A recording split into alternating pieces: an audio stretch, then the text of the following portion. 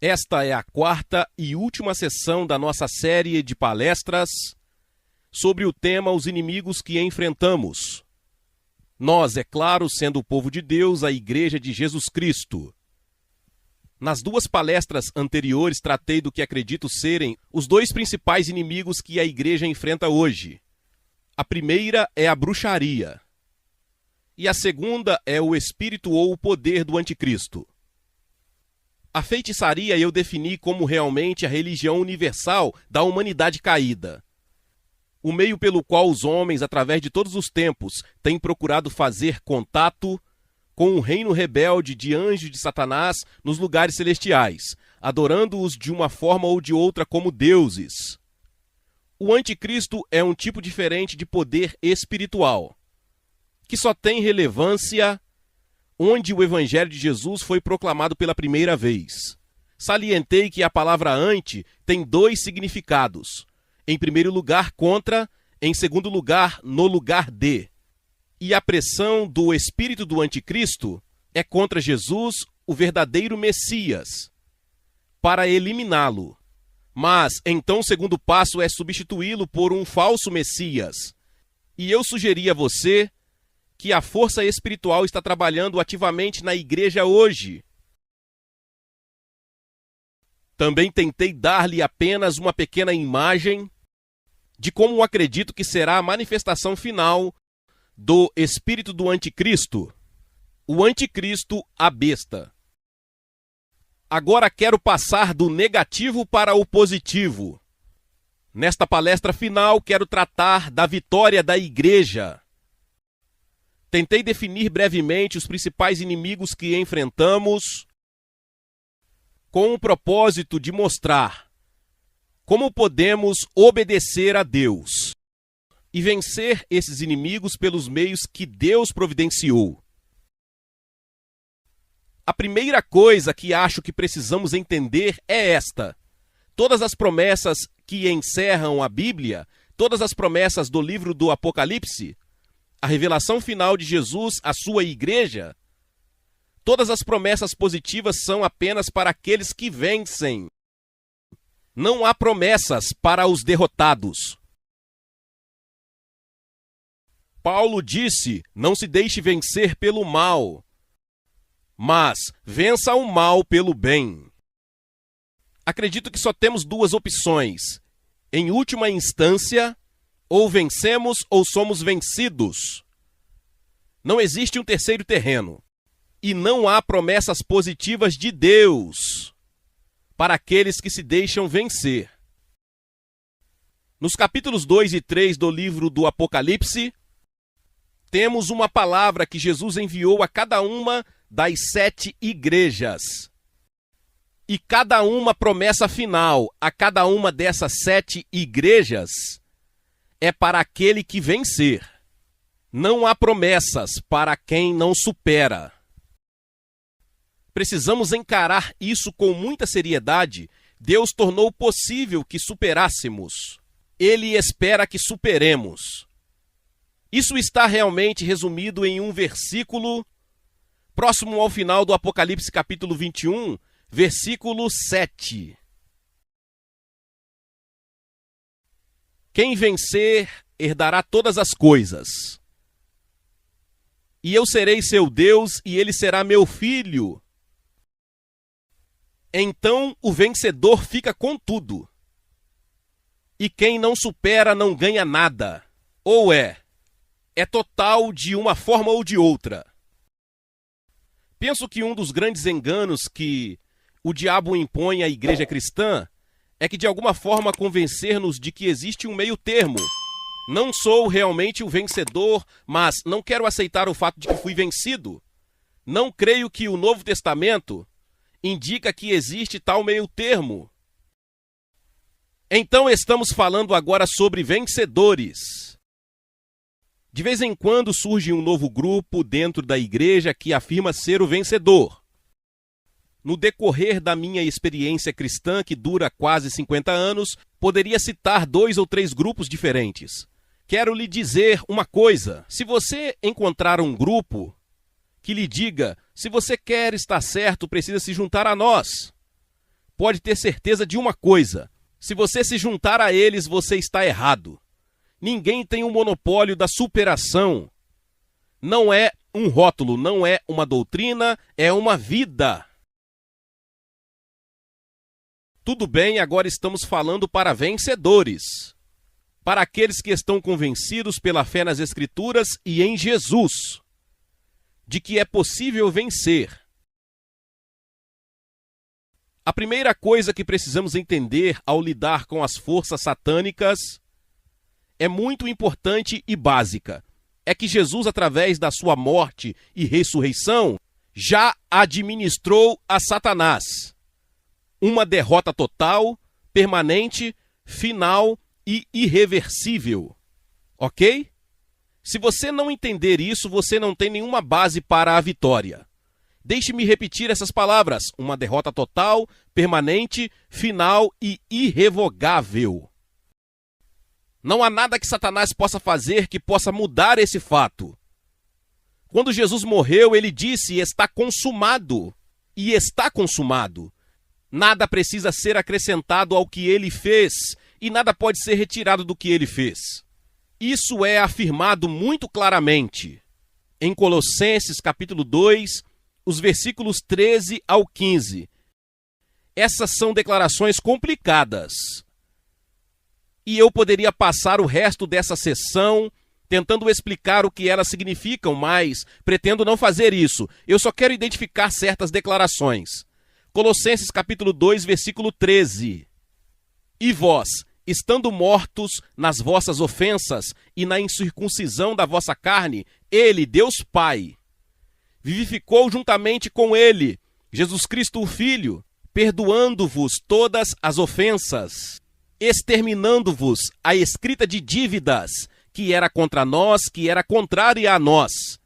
E ele a tirou do caminho, pregando-a na cruz, tendo desarmado principados e potestades. Ele fez deles um espetáculo público, triunfando sobre eles na cruz. Vamos começar com um versículo final. Os principados e potestades mencionados ali são os mesmos que vimos anteriormente em Efésios 6,12. Nossa luta é contra os principados e potestades, os vários níveis e ordens do reino de Satanás. É contra isso que estamos lutando. Mas precisamos entender que Jesus já ministrou uma derrota pública a Satanás. A palavra usada ali é ele triunfou. Você precisa entender o que é um triunfo. Faz parte da cultura do Império Romano.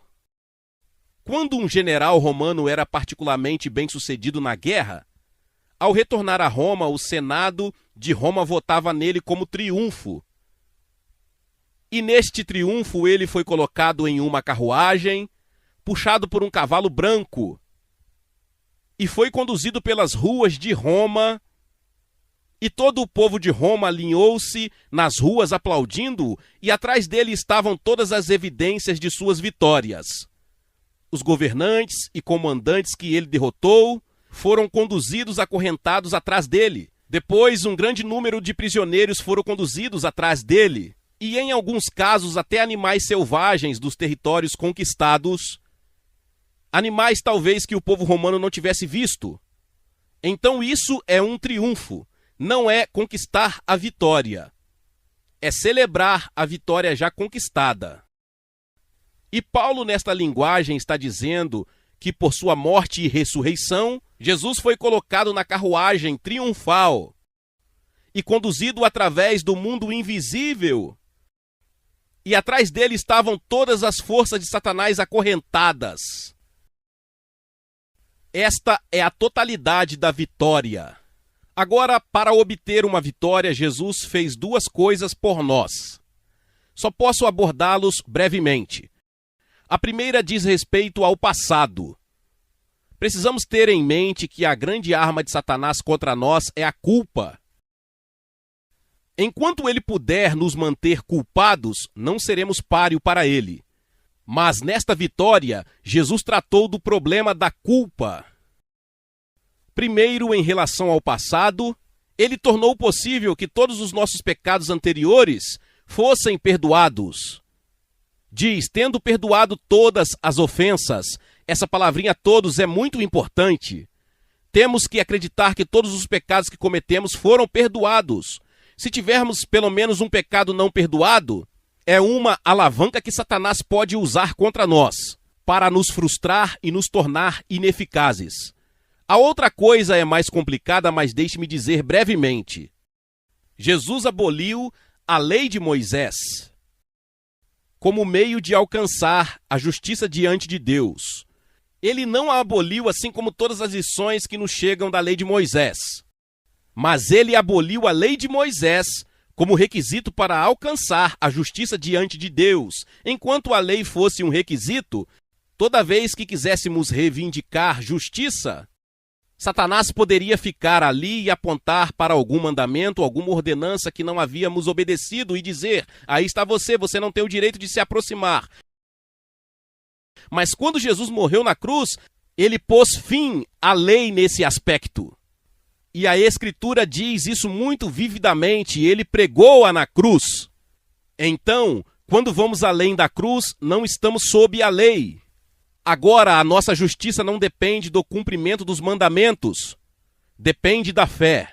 Somos justificados, tornados justos pela fé. Isso é sempre muito vívido para mim, no que diz respeito ao relacionamento com Jesus, com Pedro na última ceia. Jesus disse a Pedro, você me negará 3 vezes antes do fim da noite. Porque Pedro disse que não faria isso, mas você sabe que ele fez. Então Jesus disse, mas eu orei por você. Não para que você não me negue, mas o quê? Para que sua fé não desfaleça. Se você continuar acreditando, sua fé o seguirá. Portanto, nunca se afaste da sua fé, que nenhum fracasso, nenhuma acusação, nada o desvie da sua fé de que Jesus morreu em seu lugar, levou seus pecados, foi feito pecador por você e lhe ofereceu as suas vestes de justiça imaculada. Você sabe o que significa ser justificado? Isso não faz parte da minha pregação, mas é muito importante. É uma frase legal. Você foi julgado pelo tribunal do céu e o tribunal deu o seu veredito.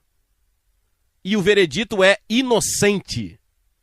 Maravilhoso, inocente. Satanás, você pode dizer o que quiser, você pode apontar todos os meus pecados e todas as minhas falhas, todas as minhas inadequações e eu concordarei com você. Posso até contar algumas coisas que você não conhece, mas o tribunal do céu declarou inocente. Sou considerado justo, feito justo. Justificado, você sabe o que eu digo? Como se eu nunca tivesse pecado, é isso. E quando você permanece nesse terreno, você é mais do que um vencedor de Satanás, na conquista que Jesus já conquistou. Se partirmos de qualquer outra base, nunca alcançaremos a vitória. A única base é a cruz. E então, tendo privado Satanás de suas armas contra nós, e a única grande, soberana e suprema arma é a culpa, Jesus nos equipou com as armas para derrotar Satanás. Essa é a segunda parte. 2 Coríntios capítulo 10, versículos 3, 4 e 5. Ruth e eu fazemos essa confissão e acho que faremos isso juntos. Temos várias escrituras, acho que provavelmente 50 que proclamamos como parte de nossa guerra espiritual. E esta é uma delas. Então você fala perto do microfone. Pois, embora andemos na carne, não guerreamos segundo a carne. Pois as armas da nossa guerra não são carnais, mas poderosas em Deus para destruir fortalezas, derrubando as imaginações e toda a altivez que se exalte contra o conhecimento de Deus, e levando cativo todo pensamento à obediência de Cristo. Que vitória é essa, não é? Muito obrigado. Então, temos armas que não são carnais. Então, o que elas são? Elas não são carnais. O que são? Espiritual. Por outras palavras, não usamos bombas, nem tanques, nem espingardas, porque não estamos a combater pessoas com corpos. Elas são inúteis. Mas nos foram dadas no lugar daquelas armas físicas, materiais, armas espirituais, que podemos usar. E é para isso que podemos usá-las. Derrubar fortalezas. Fortalezas de quem? De Satanás, isso mesmo. Se você observar o próximo versículo, você verá que existem traduções alternativas. Você pode ter argumentos, raciocínios, especulações. E então fala sobre a mente e o pensamento. Então descobrimos o campo de batalha. É muito importante saber o que é o campo de batalha. É a mente. Quantos de vocês percebem isso? A maioria dos seus problemas como cristão está na área da mente. Não deixe que isso o desencoraje. É aí que está a guerra. Mas receberemos as armas da vitória e podemos derrubar as fortalezas, bloqueios de estradas ou fortalezas de Satanás. Veja, Satanás constrói fortaleza nas mentes de homens e mulheres para impedi-los de receber a verdade do Evangelho. E uma de nossas funções é através das armas espirituais que Deus nos deu. Oração, pregação, louvor e assim por diante. Para derrubar essas fortalezas e abrir o caminho para a palavra de Deus entrar e salvar as pessoas e mudá-las. Lidamos, por exemplo, com duas forças anticristãs, o judaísmo e o islã. Na nossa última conversa, cada um deles tem uma fortaleza específica que você deve destruir. A fortaleza na mente judaica é: se eu acreditar em Jesus, não serei mais judeu. Você pode não estar ciente disso, mas essa é a barreira mais forte que eles têm contra receber a verdade sobre Jesus. A fortaleza muçulmana é: Deus não precisa de um filho. Não existe um filho de Deus. E se quisermos alcançar eficazmente tanto os judeus como os muçulmanos, teremos de usar estas armas espirituais para destruir essas fortalezas, antes de podermos realmente causar impacto sobre eles. Portanto, temos as armas para a vitória. Observe que o objetivo final é levar todo pensamento cativo à obediência de Cristo. É uma tarefa impressionante. Primeiro de tudo, temos que libertar as mentes das pessoas do falso cativeiro de Satanás. E depois temos que trazer as suas mentes ao cativeiro para a obediência a Jesus. Isso é maravilhoso, não é? Mas recebemos as armas para fazê-lo. Agora a minha palestra essa noite não é sobre essas armas. Já dei muitas palestras sobre esse tema no passado. Mas quero tratar apenas de certos requisitos básicos gerais para que a igreja seja vitoriosa. Vou lidar com eles brevemente. Na verdade, listei 7. Você provavelmente poderia fazer 8 ou 6, mas na minha elaboração de contornos chega ao número 7. Geralmente paro. Tudo bem? Vamos abrir em Mateus 12, versículo 25. Aqui está uma declaração de Jesus que é extremamente importante. E acho que temo que a igreja muitas vezes tenha ignorado isso. Mateus 12, 25, Jesus disse: todo reino dividido contra si mesmo será desolado, e toda cidade ou casa dividida contra si mesma não subsistirá. Já falamos sobre o reino de Deus. Mas se o reino de Deus estiver dividido contra si mesmo, não poderá vencer. Portanto, o principal ataque de Satanás à igreja é dividir-nos. Ele teve sucesso? Lamento dizer, ele tem sido extremamente bem-sucedido. Uma coisa que temos que fazer é resistir à divisão. Isso não significa que nos associamos automaticamente a tudo e a todos que são chamados de cristãos, mas significa que onde quer que existam pessoas que sejam verdadeiros crentes em Jesus de acordo com as Escrituras e comprometidas em amá-lo e servi-lo, temos que reconhecê-los como nossos irmãos e irmãs. E não permitimos que barreiras desnecessárias se interponham entre eles e nós. Ruth e eu, em nosso ministério com quem trabalhamos, não sei com quantos ministérios e pessoas diferentes ao redor do mundo. E basicamente posso dizer que não temos problemas no relacionamento com eles. Acho que a principal razão é porque eles e nós estamos comprometidos com algo positivo. E estamos comprometidos com Mateus 24:14. Este evangelho do reino será proclamado em todo o mundo, em testemunha a todas as nações e então virá o fim. Acreditamos que é nossa responsabilidade preparar o caminho para o Senhor, proclamando o evangelho do reino a todas as nações.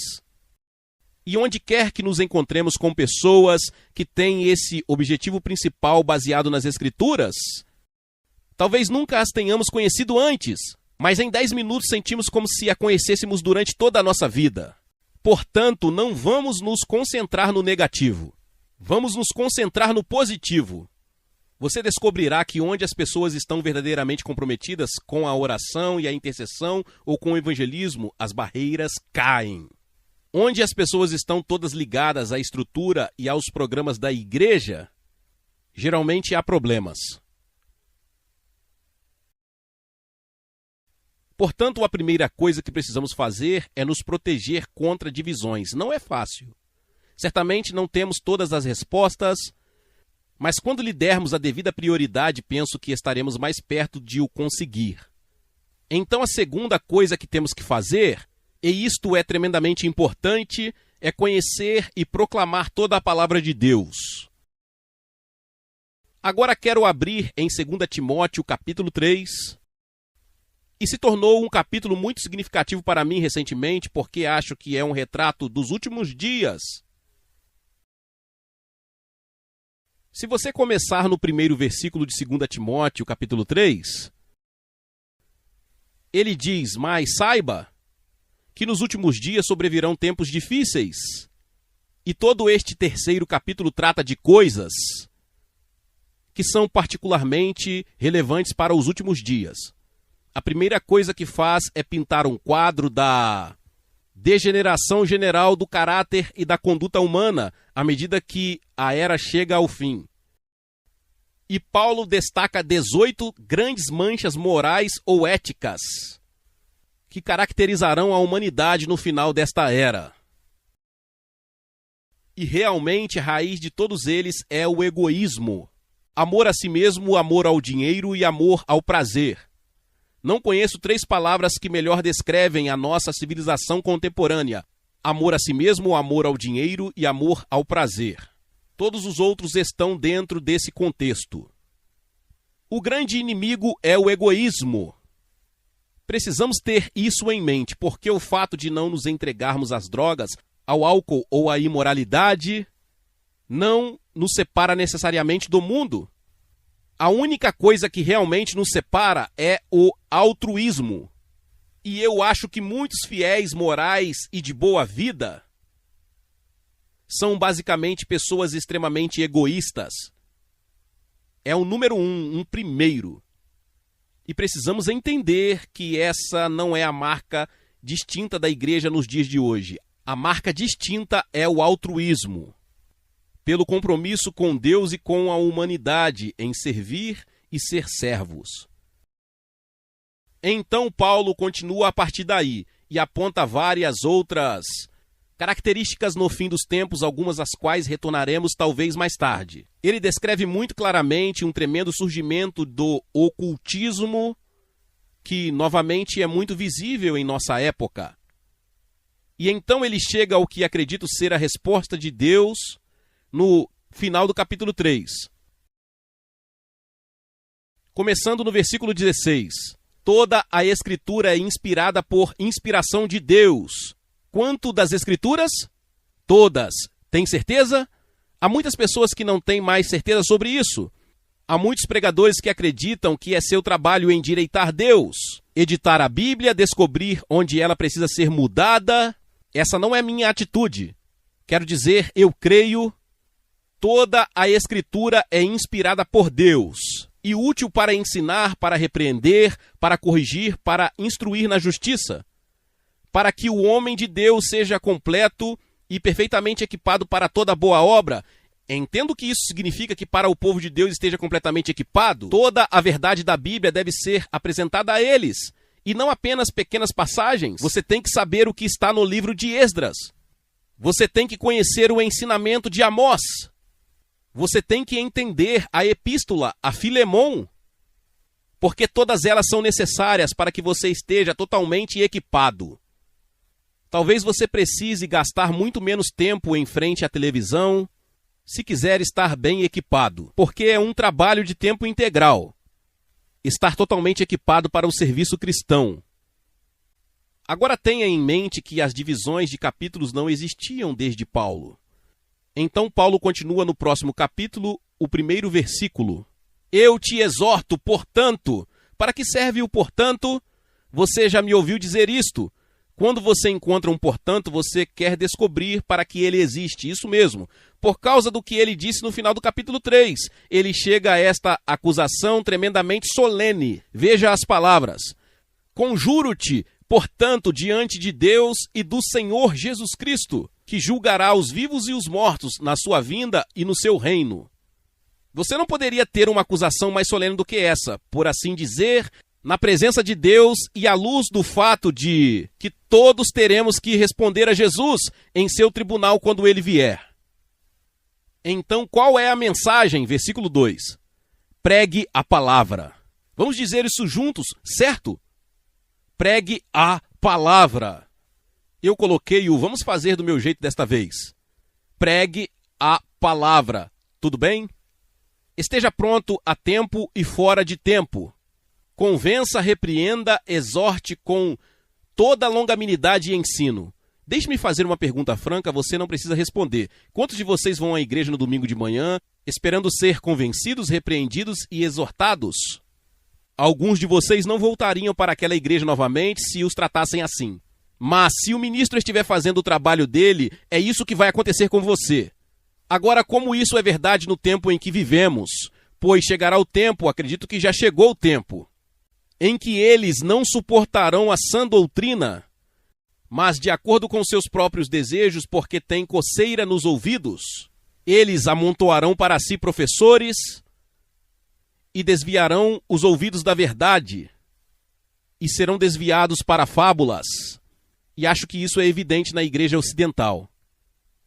Há muitos cristãos que precisam de uma nova doutrina e de uma nova revelação, algo novo para agradá-los e excitá-los. Mas esse não é o nosso trabalho. Nosso trabalho é pregar a palavra. E assim Paulo concluiu esta sessão. Mas você, que é Timóteo, esteja vigilante em todas as coisas, suporte as aflições. Faça o trabalho de um evangelista, cumpre o seu ministério. Não acredito que tenha havido um tempo em que fosse mais importante apegar-se à verdade absoluta e à autoridade das Escrituras. Está a ser atacado e minado em muitos quadrantes que não poderíamos prever. Movimentos, igrejas e grupos que consideramos sólidos na fé saíram dessa base nas últimas décadas. Deixe-me citar as palavras de Paulo em Atos 20, 27. Não deixei de declarar a você todo o conselho de Deus. Estou impressionado com essas palavras, não evitei porque indicariam que há muitas pressões que fariam com que você não declarasse todo o conselho de Deus. Isso é verdade. Pressões sociais, pressões financeiras, pressões denominacionais. Se você quer ser popular, esta pode ser a maneira mais rápida de não declarar todo o conselho de Deus. Mas lembre-se de que, em uma última análise, somos responsáveis perante Deus. Paulo disse, estou puro do sangue de todos os homens. Acho que ele estava pensando em termos da palavra de Deus a Ezequiel, farei de você um vigia para o seu povo.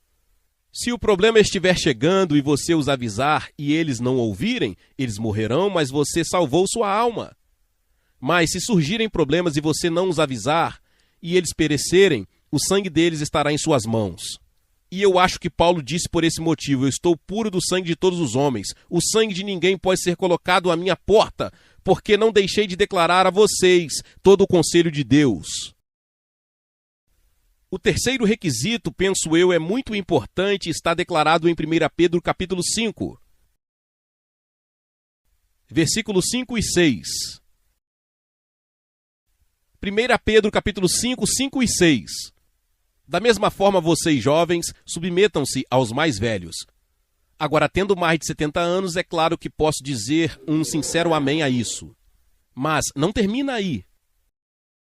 Sim, todos vocês com mais de 70 anos, com mais de 50 ou com mais de 20 anos. Todos vocês sejam submissos uns aos outros e revistam-se de humildade. Tem havido muita conversa na igreja recentemente sobre submissão, e acredito que a submissão tem uma base bíblica. Aponto para a maioria das pessoas que o que realmente importa na submissão é a submissão. Você pode ser submisso mesmo quando não se submete. É a atitude e não o código de conduta. Pedro diz: vista-vos todos de humildade. Esta é uma metáfora que não aparece em inglês. A palavra que ele usa significa vestir um avental de humildade. E a palavra é usada para designar um avental usado apenas por escravos. Então, quando você vestiu esse avental, todo mundo sabia que você era um escravo. Então ele diz: coloque um avental, uma atitude de humildade, que mostra que você é um escravo de todo mundo. Porque Deus resiste aos orgulhosos, mas dá graça aos humildes. Portanto, humilhe-se sob a poderosa mão de Deus, para que ele possa exaltá-lo no tempo devido. Sempre aponto para as pessoas que humildade não é algo que Deus possa fazer por nós. Deus nunca diz: eu farei de você humilde, mas sempre diz: torne-se humilde. É uma decisão, nós temos que fazer isso. E então não vou voltar aqui, mas se você estiver interessado, há um exemplo notável em Esdras, capítulo 8, versículos 21 ao 23. De uma maneira específica de nos humilharmos. Esdras e um grupo de exilados que regressavam da Babilônia para Jerusalém foram confrontados com uma viagem muito perigosa que os levou, penso eu, 4 meses. Eles tinham consigo todos os vasos preciosos do templo e suas esposas e filhos, mas Esdras recusou uma escolta militar do monarca persa. Ele disse: vamos confiar em Deus. E ele teve que fazer isso porque testificou que Deus protegia aqueles que o serviam. Veja, essa é uma das bênçãos de testificar. Quando você testemunha, você tem que viver de acordo com o seu testemunho. Então ele não pediu um bando de soldados e cavaleiros, mas disse: nós proclamamos um jejum ali no rio Ahava, para que pudéssemos afligir-nos ou humilhar-nos diante do nosso Deus, para que buscamos o caminho certo. E isso é totalmente bíblico. Não tenho tempo para entrar nisso, mas uma das maneiras indicadas de nos humilharmos é jejuar. Davi disse no Salmo 35:13: humilhei a minha alma com o jejum. Por que sua alma precisa ser humilhada? Porque é o ego arrogante e egoísta que há em você. É aquilo que diz: eu quero, eu penso, eu sinto, eu sou importante, olhe para mim. E isso tem que ser humilhado antes que Deus possa realmente fazer o que quer fazer em nossa vida. Sempre que conto isso, penso sempre em um advogado de Washington, D.C., um bom advogado há muitos anos. Ele me ouviu ensinar sobre jejum, ele é um cristão e decidiu que faria isso. Ele teve um dia miserável. Cada vez que passava por um restaurante, um lugar de comida, sua boca salivava, seu estômago roncava e ele queria entrar. Mas terminou o dia sem quebrar o jejum. Então à noite ele deu um sermão ao seu estômago. Ele disse: agora, estômago, você foi muito problemático hoje, causou muitos problemas para mim, vou puni-lo e jejuarei amanhã também. É assim que temos que lidar com a nossa parte autoafirmada. Temos que sujeitá-la à vontade e à mente de Deus. Eu acredito que aqueles cristãos que não aprendem de alguma forma bíblica a praticar o jejum não serão capazes de administrar a vitória total de Deus. Afinal, Jesus não poderia fazer isso.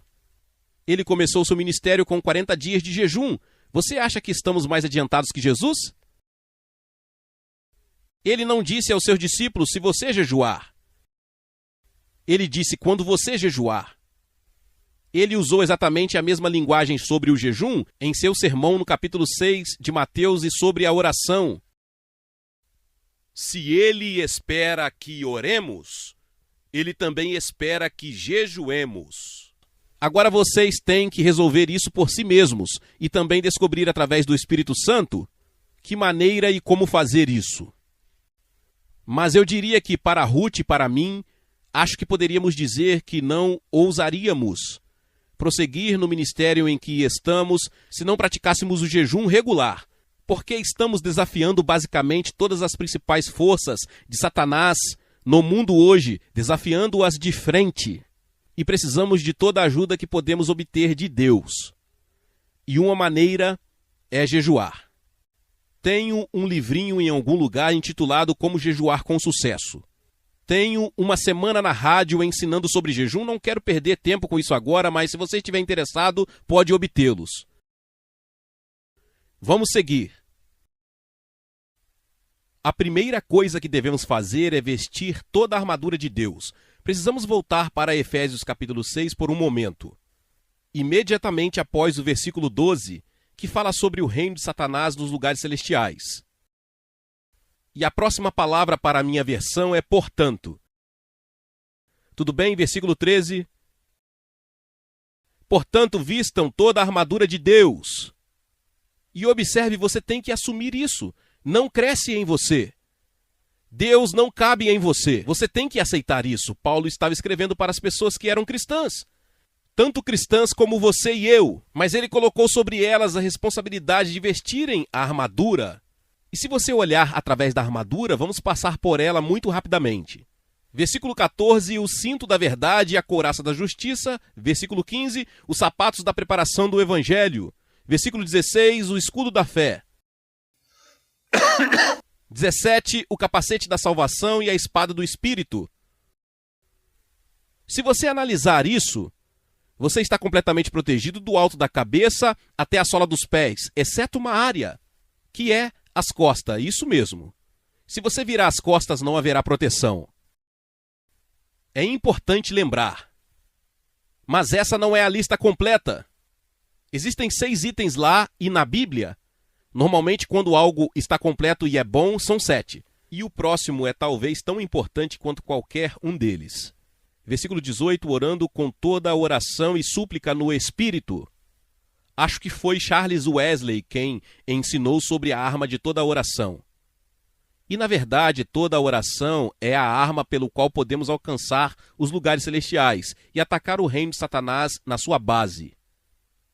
As outras são principalmente armas de autoproteção. Mas toda oração é, se você quiser, nosso míssil balístico intercontinental. Pode atingir qualquer alvo em qualquer lugar se configurarmos o computador corretamente. A próxima coisa que temos que fazer é perceber a nossa necessidade do poder sobrenatural de Deus. E eu quero dizer sobrenatural. O cristianismo é uma religião do sobrenatural. Certa vez li o livro de Atos, examinando para ver o que aconteceria se eu removesse todas as referências às manifestações sobrenaturais. Não se trata apenas de experiências sobrenaturais interiores, mas de coisas que são visíveis que podem ser percebidas pelos sentidos. O livro de Atos tem 28 capítulos, e no final descobri que nenhum dos 28 capítulos ficaria intacto se eliminássemos o sobrenatural.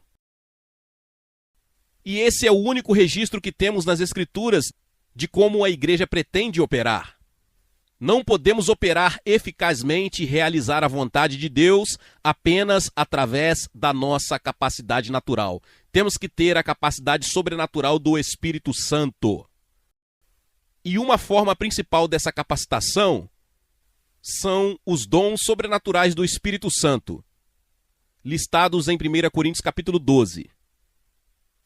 Não vamos nos voltar para lá, mas vamos dar uma olhada em apenas uma declaração de Paulo que, creio eu, é importante. Realmente resume o que estou dizendo. 1 Coríntios 4, versículo 20.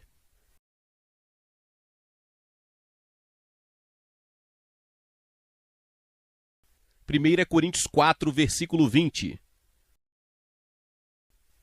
Porque o reino de Deus não consiste em palavras, mas em poder. Não é uma questão de teologia. A teologia tem o seu lugar. Não é uma questão de discussão. Não é uma questão de prova intelectual. É a demonstração do poder sobrenatural de Deus. E eu gostaria de olhar para as palavras de Paulo em 1 Coríntios capítulo 2, apenas 2 capítulos atrás. Os primeiros 5 versículos. 1 Coríntios 2, do 1 ao 5. E eu, irmãos, quando fui ter convosco, não fui com excelência de palavra ou de sabedoria, declarando-vos o testemunho de Deus. Porque decidi não saber entre vós, senão a Cristo e este crucificado. Você se lembra de quando dissemos sobre Gálatas capítulo 3? O que a bruxaria obscurece na igreja? Jesus Cristo crucificado. Paulo disse, e é nisso que eu estou interessado. Jesus Cristo crucificado. Recentemente eu estava pregando para uma congregação que continha um grande número de judeus em Jerusalém e salientei-lhes que realmente aquilo que é supremamente estimado entre o povo judeu em geral é o conhecimento. E aqui está um judeu que diz, decidi não saber nada, que é muito incomum, exceto Jesus Cristo e este crucificado. Por quê? Paulo disse, estive convosco em fraqueza e com temor e com muito tremor. Ele não era de alguma forma um orador impressionante. Minha fala e minha pregação não consistiram em palavras persuasivas de sabedoria humana, mas em demonstração do Espírito, o E maiúsculo, o Espírito Santo. Isso era poder. Esse era o segredo de Paulo. Por que o Espírito Santo testemunhou seu ministério com poder? Porque ele se concentrou em Jesus Cristo crucificado. Você pode trazer todos os tipos de sermões e teorias elegantes e citar todos os tipos de médicos e pessoas, o Espírito Santo fica entediado. Mas quando você começa a erguer Jesus crucificado, ele diz, darei testemunho disso. Acredito que essa seja a principal necessidade da igreja hoje, especialmente aqui neste país, onde estamos rodeados de muçulmanos. Você percebeu isso? Milhões de muçulmanos. E não há nada que alcance a mente muçulmana, senão a demonstração do sobrenatural. E temos uma oportunidade.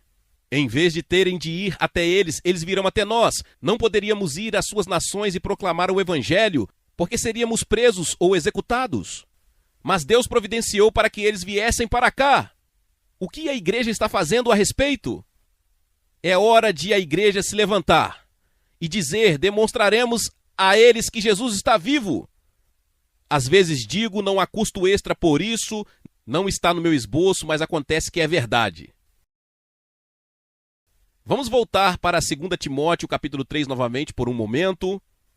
Eu só quero apontar algo aí. Lembre-se, tudo isso tem a ver com os últimos dias. Esse é o tema deste capítulo. E ele diz no versículo 8, 2 Timóteo 3:8. Agora, como Janes e Jambres resistiram a Moisés, Janes e Jambres eram os mágicos do Egito. Eles resistiram a Moisés, assim também estes resistem à verdade. Homens de mente corrupta, depravados quanto à fé, mas eles não progredirão mais, pois sua loucura será manifesta a todos, como foi a loucura de Janes e Jambres. Então, o que Paulo está dizendo é que a disputa que ocorreu entre Moisés e os mágicos do Egito, na corte do faraó, será reencenada nestes dias, entre os servos de Jesus Cristo e os praticantes do ocultismo. E isso não será resolvido pela teologia. É uma disputa de poder, cujo poder é maior. E tenham em mente que os mágicos do Egito tinham muito poder. Os 3 primeiros milagres que Moisés fez, eles poderiam repetir. Eles poderiam transformar suas varas em cobras, eles poderiam transformar a água em sangue, eles poderiam invocar sapos do rio. Tudo isso foi sobrenatural. Mas quando eles foram além disso e Moisés foi mais longe, eles disseram, este é o dedo de Deus, agora estamos fora do nosso alcance. Não sei o que você pensou sobre Moisés, gosto particularmente de Moisés e Arão. Eles foram até lá com a vara, e o faraó disse, mostrem-me o que vocês podem fazer, pessoal. Então acho que foi Arão, jogou a vara no chão e ela se tornou uma cobra. Surpreendentemente, o faraó não ficou tão impressionado. Então ele disse aos seus mágicos, vocês podem fazer isso? E eles disseram, nós podemos. Eles jogaram suas varas no chão e se transformaram em cobras, mas houve uma coisa que aconteceu posteriormente. A cobra de Moisés comeu as cobras dos magos. Não sei se você já pensou na cena que se seguiu. Os magos saíram sem varas, e a vara de Moisés era muito mais grossa e forte. É assim que vai ser, entendeu? vai ser de quem é a vara que vence. As pessoas discordam de mim, às vezes eu digo, bem, escute, não vamos discutir. Vamos largar nossas varas e ver qual cobra vence. Realmente é aí que está. Não é discussão. É uma demonstração. Isso é o que é necessário. E particularmente nos dons do Espírito, precisamos dos 3 dons reveladores: a palavra de sabedoria, a palavra de conhecimento e o discernimento de espíritos. A palavra de conhecimento nos mostra as operações de Satanás, como ele está trabalhando no reino sobrenatural. A palavra de sabedoria nos mostra como combater suas ações e derrotá-lo. E o discernimento de espírito nos mostra quando estamos face a face com o poder e a atividade demoníaca. Precisamos desesperadamente daqueles que estão na igreja hoje. Vamos continuar. O próximo e 6º ponto do meu esboço é: devemos aplicar o poder do louvor jubiloso e da proclamação ousada. E há uma escritura que se tornou minha favorita. Em Jeremias 31, versículo 7. Jeremias 31, 7. Isso se refere à restauração de Israel nestes últimos dias. Pois assim diz o Senhor: cantem de alegria por Jacó, e gritem entre os principais das nações. Proclame de louvor e diga: ó Senhor, salva o teu povo, o remanescente de Israel. Há 3 armas ou 3 atividades mencionadas ali, que são cruciais para entendermos. Elas são louvar, proclamar e orar. Orar é isto, dizer: ó Senhor, salva o teu povo, o remanescente de Israel. Agora o Senhor declarou que salvará o remanescente de Israel. Você poderia dizer que ele poderia fazer isso sem a nossa oração. Mas Deus diz em outro lugar: não o farei até que me peçam para fazê-lo. Você entende? Orar é a nossa contribuição para a realização dos propósitos de Deus na terra. E Deus, alguém disse, escolheu precisar de nós. Ele poderia ter passado sem nós, mas não vai fazer isso. Mas orar não é apenas pensar em qualquer coisa que queremos e pedir. Orar é descobrir o propósito revelado de Deus nas Escrituras. E então orando pela realização desse propósito. Resumido lindamente nas palavras da Virgem Maria. Quando o anjo trouxe a promessa, ela disse: faça-se de mim segundo a tua palavra. Essa é a oração mais poderosa que você pode fazer. Paulo disse: Deus é poderoso para fazer muito mais abundantemente, além daquilo que pedimos ou pensamos. Como? Cumprindo sua palavra. O que Deus prometeu em sua palavra está muito acima de qualquer coisa que nós, em nossa mente natural, poderíamos pedir ou pensar. Então, orar, como eu digo, não é ir a Deus com uma lista de compras. É descobrir de forma inteligente o propósito de Deus e depois nos alinharmos com Ele. E é preciso persistência. Há algumas coisas pelas quais Ruth e eu orávamos há 10 anos e elas ainda não vieram.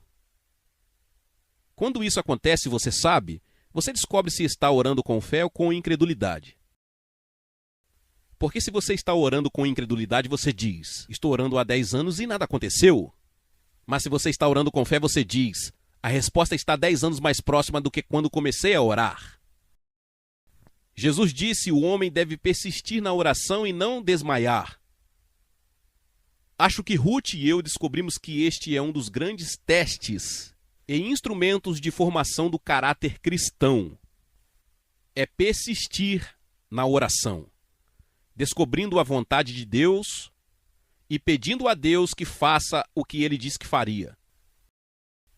Depois há elogios, louvor. No Salmo 102, bem, podemos também ir para lá, mas mantenha o dedo em Jeremias 31 porque voltaremos, esperançosamente, se o tempo permitir. Salmo 102, esta é novamente uma profecia de restauração de Sião no final desta era. E diz no versículo 18: Salmo 102, após a profecia da restauração de Sião. Diz: isto será escrito para a geração que virá, para que um povo que ainda será criado louve ao Senhor. Acredito que isso se refere aos tempos de restauração de Sião. Deus está criando um povo com um compromisso supremo. Para fazer o quê? Para louvá-lo, isso mesmo.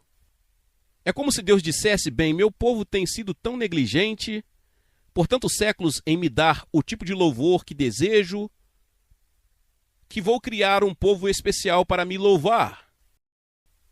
E acho que o movimento carismático é o começo disso. Penso que existem muitas fraquezas e falhas no movimento carismático, mas surgiu um novo nível de adoração, pelo menos uma visão do que poderia ser adoração. E como é importante louvar a Deus. No Salmo 8, Davi disse: da boca dos pequeninos e das crianças de peito ordenaste força, por causa dos teus inimigos, para que eles pudessem acalmar ou silenciar o inimigo e o vingador. E quando Jesus citou em Mateus 21, versículo 9, ele mudou as palavras tu ordenaste a força para tu aperfeiçoou o louvor. Então qual é a força ordenada do povo de Deus? Louvor aperfeiçoado. O que isso faz? Silencia quem? O inimigo e o vingador. Por que precisamos silenciar Satanás? O que ele está fazendo todo esse tempo? Nos acusando. Você diz: por que Deus não impede Satanás de nos acusar? Porque Deus disse: eu lhe dei os meios para deter Satanás. Se você aprender a me louvar de maneira que eu quero ser louvado, isso silenciará Satanás. Eu estava pregando em Lausanne com um intérprete francês há alguns anos. Eu citei isso e foi citado em francês. E eu entendo francês e fiquei impressionado com a frase que diz: o louvor impõe silêncio ao inimigo e ao vingador. Que revelação maravilhosa de que podemos impor silêncio a Satanás. Podemos dizer-lhe: cale a boca. Não é maravilhoso? Como podemos isso? Pelo louvor. Se o povo de Deus dedicasse tempo e aprendesse a louvá-lo, e passasse horas louvando-o, com corações puros e motivos honestos, sem tentar torcer o braço de Deus, mas louvando-o porque ele é digno de louvor, toda a atmosfera ao redor mudaria. Os corações das pessoas seriam abertos. Os poderes obscuros que amarram homens e mulheres seriam abalados e expulsos, e eu lhe digo que estamos à beira de um oceano poderoso, que é o poder do louvor. Então, voltamos para Jeremias 37, proclamação. Isto é algo que Deus começou a acelerar para Ruth e para mim nos últimos anos em nossa nova medida. Veja, proclamar é, na verdade, a atividade de um arauto. No Novo Testamento, a palavra usada para pregador é a palavra para arauto. Paulo disse que Deus fez dele um mestre, um apóstolo, um arauto, um proclamador. E desde que comecei meu programa de rádio, tenho uma visão cada vez maior do que pode ser alcançado apenas proclamando a verdade da palavra de Deus.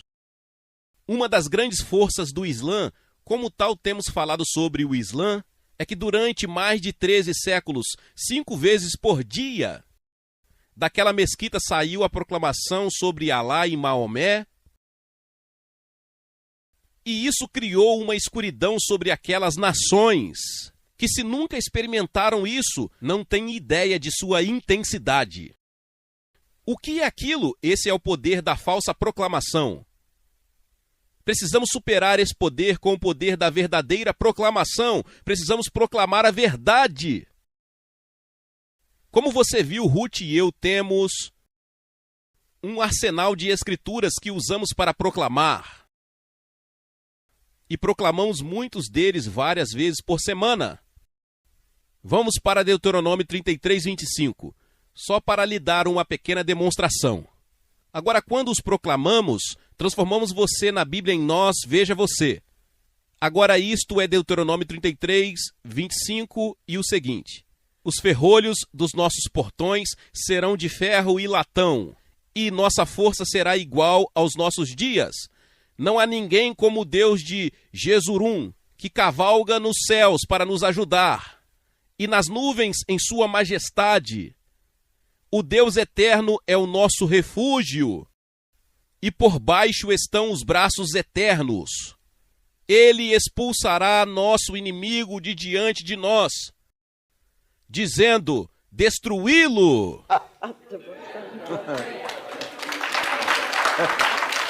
Espere um minuto, faremos mais um. É apenas um versículo. Isto é 2 Coríntios 9:8. É a base da nossa fé para o sustento financeiro do nosso ministério. E novamente transformamos vocês em nós. Deus é poderoso para fazer abundar em nós toda a graça, para que sempre, tendo toda a suficiência em todas as coisas, possamos abundar em toda boa obra. Quando você diz isso todos os dias, como pode temer alguma falta? E observe a graça, eu quero dizer-lhe que você não precisa merecer, você tem que acreditar. Tudo bem? Chegamos ao último ponto dos requisitos para a igreja ser vitoriosa, Apocalipse 12:11. Muitos de vocês conhecem esta escritura. Eles, os crentes na terra, o venceram. Quem é ele? Satanás. Você percebe que estamos em conflito direto com Satanás? Muito claro, eles o venceram. Nada no meio. É um conflito de pessoa para pessoa. Eles o venceram. Pelo sangue do Cordeiro e pela palavra do seu testemunho, e eles não amaram suas vidas até a morte. Esse é realmente outro exemplo de proclamação. Eu ensino que isso significa que vencemos Satanás, que testemunhamos pessoalmente o que a palavra de Deus diz que o sangue de Jesus faz por nós. Nós proclamamos isso. Tenho uma proclamação cétupla, mas não temos tempo para isso. Mas quando você faz isso, você vence Satanás. Mas você tem que ser um certo tipo de pessoa. Diz sobre essas pessoas: eles não amaram suas vidas até a morte. O que isso significa? Significa isto, que era mais importante para eles fazer a vontade de Deus do que permanecer vivos. O que é aquilo? Isso é compromisso. Satanás não tem medo de cristãos descomprometidos. Em última instância, ele pode desgastá-los. Mas aqueles que estão preparados para dar a vida, em vez de negar o Senhor ou retirar o seu testemunho, são os vencedores. Amém. Vamos orar, vamos enquanto encerramos. Vamos orar pela igreja, inclusive por nós mesmos. Ó Deus, nós te agradecemos porque a tua palavra deixou tudo tão claro, as condições para a vitória e, acima de tudo, a gloriosa possibilidade de vitória. E queremos confessar, Senhor, os nossos pecados e as nossas falhas, que muitas vezes não acreditamos em Ti e não Te conhecemos. Senhor, lamentamos e pedimos o Seu perdão. Em nome de Jesus, em nosso nome e de toda a Igreja de Jesus Cristo. E oramos, Senhor, para que pelo poder do Seu Espírito Santo, o Senhor nos capacite a reunir as condições para sermos vencedores para a Sua glória. Em nome de Jesus, e todo o povo de Deus diz amém. Glória a Deus, louvado seja o nome do Senhor. Que palavra poderosa. Talvez você chegou até aqui e ouviu esta palavra e ainda não é inscrito aqui no canal. Se inscreva aqui no canal e ative o sininho das notificações. Todos os dias são postados vídeos abençoados aqui no canal para te abençoar. Deixe também o seu like e não se esqueça de compartilhar esta palavra com mais pessoas. Meus irmãos e minhas irmãs, nos vemos nos próximos vídeos. Amém.